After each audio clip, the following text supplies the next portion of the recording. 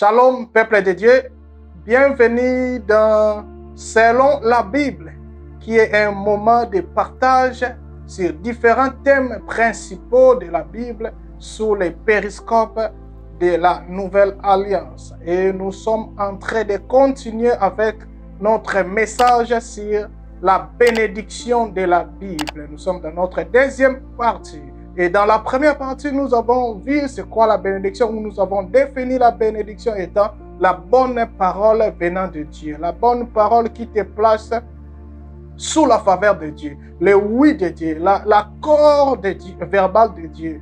L'assurance de l'accompagnement de Dieu dans ce que tu veux faire. Et nous avons aussi parlé, nous nous sommes arrêtés au niveau de qui peut bénir. Bien-aimé, la bénédiction, la source de la bénédiction, c'est Dieu. C'est Dieu qui est la source de toute bénédiction. Mais c'est lui qui reçoit la bénédiction. Donc d'abord, Dieu qui est l'être suprême, c'est lui qui bénit. Nous avons vu Dieu bénir les oiseaux, Dieu bénir les animaux, Dieu bénir l'homme.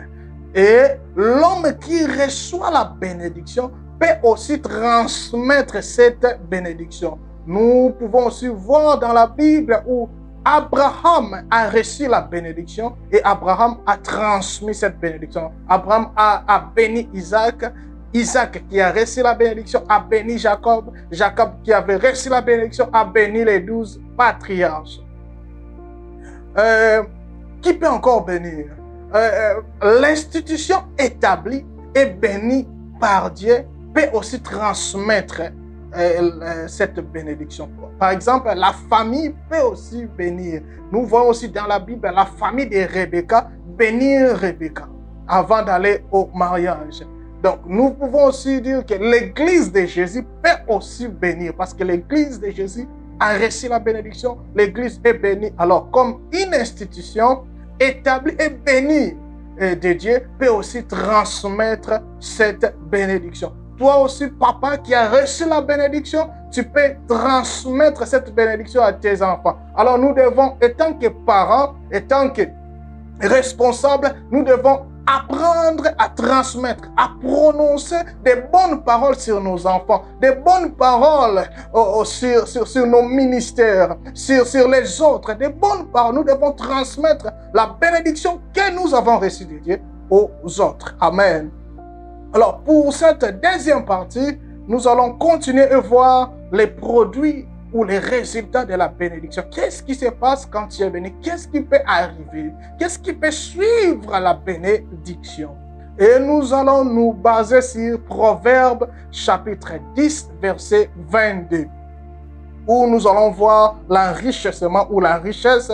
Nous allons aussi parler un peu du chagrin. Et peut-être, si nous avons le temps, nous pourrons aborder la grandeur ou l'élévation. Lisons la Bible dans Proverbes chapitre 10, verset 22. La Bible dit ceci. C'est la bénédiction de l'Éternel qui enrichit et il ne la fait suivre d'aucun chagrin. Nous devons noter ou souligner que dans la Bible, il y a plusieurs genres littéraires. Dans la Bible, nous trouvons des proses, nous trouvons des récits, nous trouvons des poésies, nous trouvons des proverbes, nous trouvons des paraboles, nous trouvons des prophéties apocalyptiques. Or, normalement, un proverbe ou les proverbes ne sont pas des promesses fermes.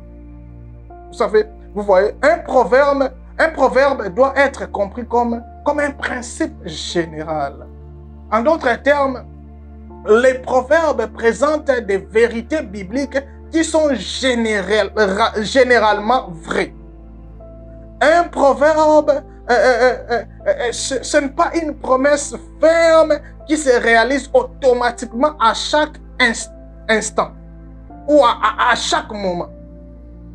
Mais avec cela, j'ai présenté une dissertation dans mon premier semestre au séminaire biblique et j'ai soutenu, la thèse soutenue était que si généralement les proverbes, même si généralement les proverbes ne sont pas des promesses fermes, nous ne devons pas enlever ou éliminer la possibilité de trouver une promesse dans les livres des Proverbes. Et j'avais présenté Proverbes 3, 34, qui dit que l'Éternel fait grâce aux humbles. Et j'ai soutenu que ce proverbe-là est vrai à tout moment. À chaque fois, quand tu es humble, tu trouves grâce devant Dieu. Nous pouvons voir ça dans 1 Chronique 7, 14. Nous pouvons voir ça dans Ésaïe 66, 2. Nous pouvons voir ça dans Jacques 4, 6. Car la Bible dit, Dieu ne rejette pas un cœur brisé et un cœur humble.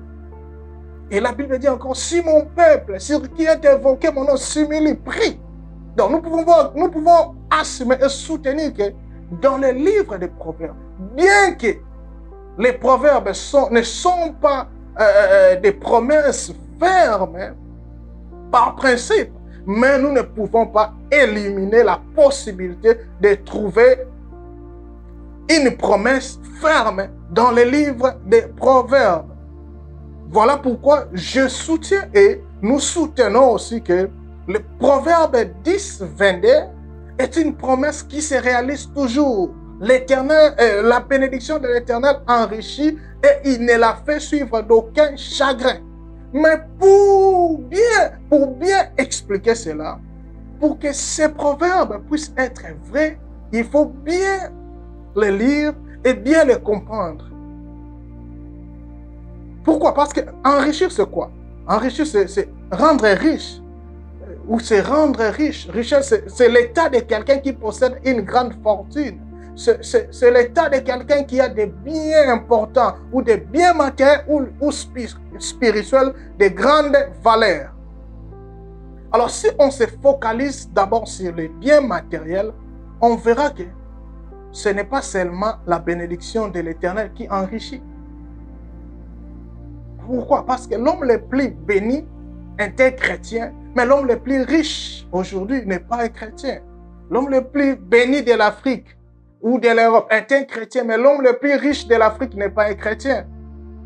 L'homme le plus béni du Nigeria est un chrétien, mais l'homme le plus riche du Nigeria n'est pas un chrétien. Cela pose déjà un problème avec ces proverbes que nous soutenons que c'est une promesse. Pourquoi l'homme, le chrétien qui est béni de Dieu, n'est pas le plus riche?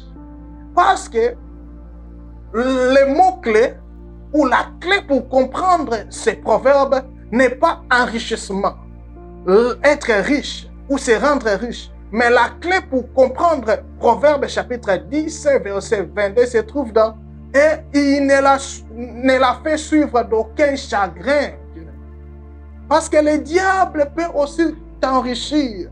Les gens qui partent chez les diables, partent chez les féticheurs, deviennent riches. Ils amassent des biens matériels. Les gens qui pratiquent la magie, des yogas spirituels deviennent aussi riches.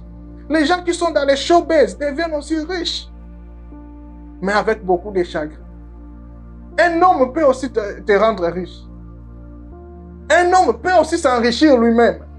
Les gens qui sont dans l'escroquerie, les gens qui détournent l'argent au gouvernement deviennent riches. Nous avons des ministres voleurs qui détournent, qui volent, qui sont riches, qui amassent des richesses. Ils ne sont pas bénis de Dieu, mais ils s'enrichissent eux-mêmes. Donc nous voyons aussi que des gens qui assassinent des gens, les gens qui sont dans la rébellion armée, qui pillent nos minéraux, qui pillent les minéraux en Afrique, deviennent riches. Mais ils ne sont pas bénis de Dieu. Ils ne sont pas bénis par Dieu. Ils n'ont pas la bénédiction de Dieu. Donc, les mots-clés pour comprendre Proverbe chapitre 10, verset 22, ce n'est pas s'enrichir, car ce n'est pas seulement la bénédiction de Dieu qui enrichit. L'homme peut s'enrichir par l'escroquerie, par les détournements. Un homme peut s'enrichir par les vols de grandes sommes au gouvernement. Il peut s'enrichir. Nous avons aussi même les croyants. Tous les croyants ne sont pas enrichis par Dieu. Nous avons des croyants, des ministres qui manipulent.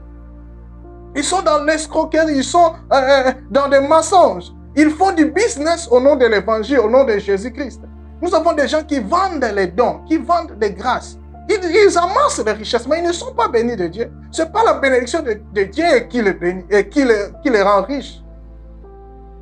Vous voyez, donc les gens qui vendent des macarons pour les séminaires, quelqu'un qui vend des prophéties, des miracles, s'il dit aujourd'hui, donnez-moi 500 livres sterling, 500 dollars pour me rencontrer, pour entrer, et que vous avez par exemple 10 personnes qui viennent avec 500 dollars, il a 5000 dollars. Si cela fait un mois, chaque jour les gens lui donnent 5000 dollars, il va devenir riche, il va amasser. Mais ce n'est pas Dieu qui le bénit, ce n'est pas la bénédiction de Dieu. Donc ces gens deviennent riches par eux-mêmes, ils deviennent riches parce qu'ils sont sponsorisés par les pères du mensonge. Mais ce n'est pas Dieu. Parce que l'évangile, ce n'est pas d'abord une affaire d'argent. L'évangile, ce n'est pas d'abord une affaire de devenir riche, d'obtenir les matériels ou les biens matériels terrestres. Non, l'évangile, c'est d'abord le salut des âmes. Ce n'est pas obtenir les biens de ce monde qui sont périssables. Non. L'évangile, c'est la puissance de Dieu pour le salut des hommes. Donc, nous voyons que quelqu'un peut s'enrichir par la commercialisation de l'évangile, comme l'église de Laodicée, où Jésus-Christ est en train de dire dans Apocalypse 3, chapitre 17. Il dit, en effet, tu dis, je suis riche, je me suis enrichi. Donc, on voit que dans cette église, il y avait des gens qui se sont enrichis sans Jésus-Christ, sans Dieu. Ils se sont enrichis eux-mêmes. Et ces gens disaient, je n'ai besoin de rien. Et Jésus dit, et tu ne sais pas que tu es malheureux. Pourquoi? Parce que tu t'es enrichi toi-même. Tu t'es enrichi par des fétiches, par la magie, par l'escroquerie. Jésus dit, tu es misérable, tu es pauvre, tu es nu. Quelqu'un qui avait des biens matériels, mais Jésus dit, tu es misérable, tu es pauvre. Quelqu'un qui n'avait besoin de rien, il avait l'argent, des voitures, des jets privés. Mais Jésus dit, tu n'as rien, tu es nu. Pourquoi? Parce qu'il n'avait pas la bénédiction de Dieu. Donc la différence se trouve dans « et ne se fait suivre d'aucun chagrin ».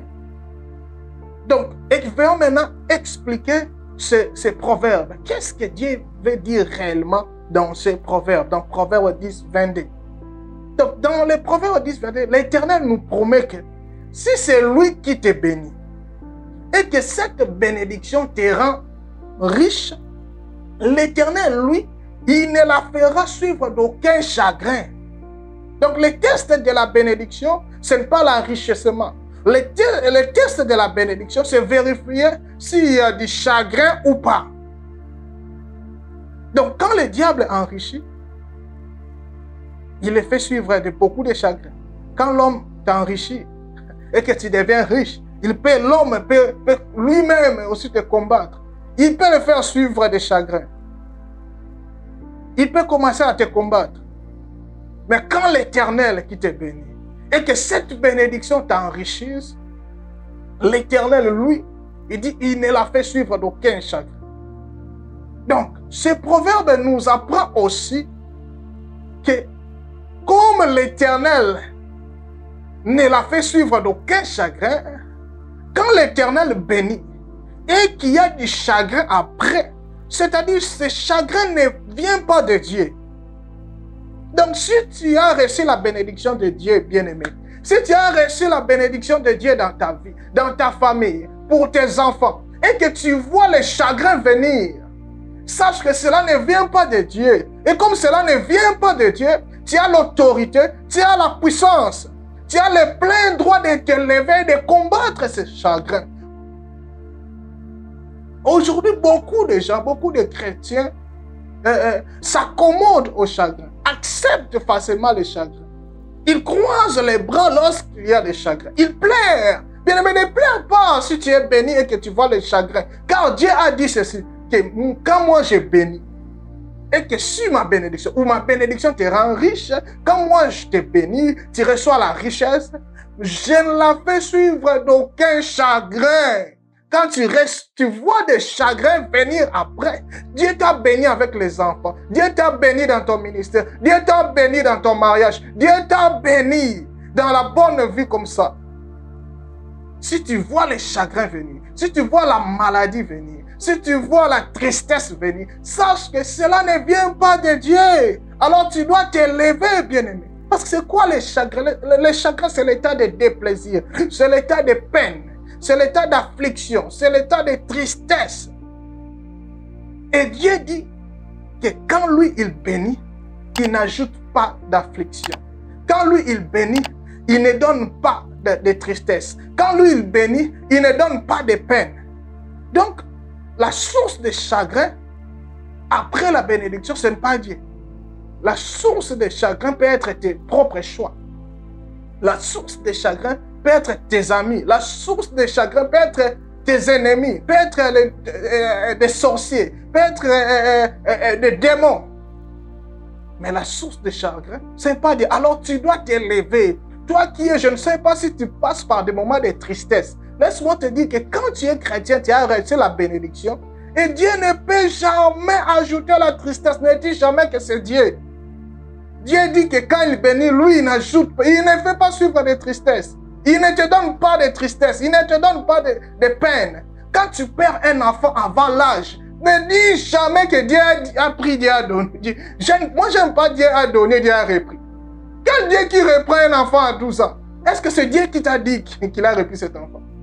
Bien-aimé, lève-toi, combat ces chagrins, combat ces sorciers, combat ces hommes qui veulent donner, amener les chagrins dans ta vie. J'ai une histoire, il y a un homme qui a rêvé, qui était dans des problèmes, dans des troubles. Et il a commencé, il s'est levé dans la prière, il s'est levé dans des nuits, dans des veillées de prière, dans des jeûnes. Après un jour, il dort, il voit dans un rêve quelqu'un en train de regarder dans les télescopes. Et lui maintenant, il vient de l'autre côté du télescope pour voir qui était en train de regarder sa vie, qui était en train de regarder sa famille. Et quand il regarde, il voit un homme. Et il regarde bien, il voit que c'était son cousin. Et dans les rêves, il dit, ah, donc la situation que je suis en train de traverser, c'est toi. Et il connaît sérieusement ce cousin dans les rêves. Donc il ne faut pas connaître parce que nous ne combattons pas avec des armes physiques, mais nous combattons avec des armes spirituelles et puissantes. Maintenant, il connaît le cousin dans les songes. Qu'est-ce qui se passe le lendemain? Le cousin devient aveugle. Donc cet homme-là était béni. Mais il y avait des chagrins dans sa vie. Pourquoi? Parce qu'il y avait quelqu'un qui zoomait sa vie, qui était là avec les jumelles en train de jumeler sa vie, en train de détruire. Bien-aimé, lève-toi. Aujourd'hui, je suis venu dire à quelqu'un que Dieu, quand il bénit, il ne donne pas de chagrin. Si tu vois les chagrins venir après la bénédiction de Dieu, sache que cela ne vient pas de Dieu. Alors tu as le plein droit, l'autorité, la puissance par le nom de Jésus de te lever. Amen. Donc, les chagrins, si les chagrins perdurent, c'est parce que tu n'as pas encore fait ce qu'il faut faire pour les faire partir. Qu'est-ce que nous pouvons encore voir dans ces messages? Nous pouvons aussi voir la différence entre la perception de la richesse de l'Ancien Testament et celle de la Nouvelle Alliance, celle du Nouveau Testament ou celle de l'Église. Nous allons essayer de comparer, de voir la richesse, parce que la bénédiction de l'Éternel enrichit aussi. La bénédiction de l'Éternel enrichit. Et nous allons voir, comparer pour voir qu'est-ce que la richesse dans l'idée, la perception, la compréhension de la richesse dans l'Ancien Testament et celle du Nouveau Testament. Déjà, être riche dans l'Ancien Testament, c'était avoir des brebis, avoir du gros et de menu bétail, avoir des champs, avoir de nombreuses servantes et serviteurs, avoir de l'or, de l'argent. Vous allez voir, Abraham avait des brebis, Isaac avait des brebis, des serviteurs, servantes. Ce qui est cette perception, cette vision ou cette façon de voir la richesse est totalement différente avec notre vision. Vous voyez? Et si vous allez maintenant dans le Nouveau Testament, la richesse dans le Nouveau Testament change un peu. La richesse dans l'Ancien Testament était beaucoup plus terrestre. Abraham a reçu la nation d'Israël, une promesse pour une terre terrestre. Abraham a reçu la promesse d'avoir un nom grand ici sur la terre. Vous allez voir que Isaac a eu des biens terrestres. Job avait des biens, des richesses terrestres. Salomon a eu des biens terrestres, les biens matériels, la terre, les richesses terrestres. Mais ces richesses qui sont matérielles, qui sont visibles, sont aussi passagères. Ces richesses sont faciles à perdre. Ces richesses de l'Ancien Testament étaient domiciliées sur la terre. Or, le problème quand la richesse est domiciliée sur la terre, c'est que les voleurs peuvent entrer et voler. Quand ta richesse est domiciliée sur la terre, la Bible dit que les mythes et la rouille peuvent détruire ta richesse. Et il faut mentionner aussi que la richesse terrestre est pour tous les êtres humains, chrétiens ou non chrétiens. Nous tous, nous recevons ces richesses terrestres. Mais il y a une différence dans la nouvelle alliance. Dans l'Église, nos richesses sont maintenant spirituelles. Or, les richesses spirituelles sont des richesses permanentes. Nos richesses sont dans les lieux célestes. Nous recevons le pardon de Dieu. C'est une richesse. Nous recevons la certitude du salut. C'est une richesse. Nous recevons la vie éternelle. Nous recevons les dons du Saint-Esprit. C'est une richesse, bien-aimé, que personne ne peut voler, qu'aucun voleur ne peut arracher, qu'aucune mythe ou ruine ne peut détruire. Et ces richesses-là sont uniquement réservées aux chrétiens. Ces richesses sont uniquement réservées à l'Église. Israël avait une cité physique, Jérusalem, aujourd'hui physique, mais l'Église n'a pas de terre physique. L'Église a une cité céleste, la nouvelle Jérusalem construite. La Bible dit même dont la fondation que Dieu lui-même est l'architecte et le constructeur. Ce n'est pas les hommes. Donc nos bénédictions dans la nouvelle alliance, dans le Nouveau Testament, sont domiciliées dans les lieux célestes, en Christ, dans les comptes de Christ, au nom du Christ, pour Christ. Et là-bas, aucun démon, aucun dévoreur, aucun sorcier ne peut aller percer. Oh, les mythes, la ruine ne peuvent pas détruire. Et ces richesses sont éternelles. Pour bénéficier maintenant de ces richesses, et pour utiliser ces richesses, il faut être en Christ. Il faut s'identifier comme Christ. Il faut l'utiliser comme Christ. Car ces richesses se trouvent en Christ, dans le compte de Christ, au nom du Christ, pour Christ. C'est comme si je donne ma carte qui est à moi, qui est dans mon compte, à ma femme. Quand ma femme part devant l'ATM, l'ATM doit l'identifier, va le demander, es-tu Axel? Elle dit oui. Elle doit s'identifier comme moi, même si physiquement, elle n'est pas moi, mais spirituellement, elle s'identifie comme moi. Et elle doit avoir les codes ou la puissance que moi seul, je suis censé détenir. Vous voyez? Et c'est cette puissance-là, ce pouvoir-là que Jésus est le seul à pouvoir détenir. C'est son nom. Parce que c'est lui qui a reçu le nom le plus élevé. Et Jésus nous a donné ce nom-là. Il nous a fait porter ce code-là. Donc, quand ma femme a le mot de passe de mon compte, il part devant l'ATM, il s'identifie comme moi, il met le mot de passe. Qu'est-ce qui se passe? Mon compte s'ouvre à elle.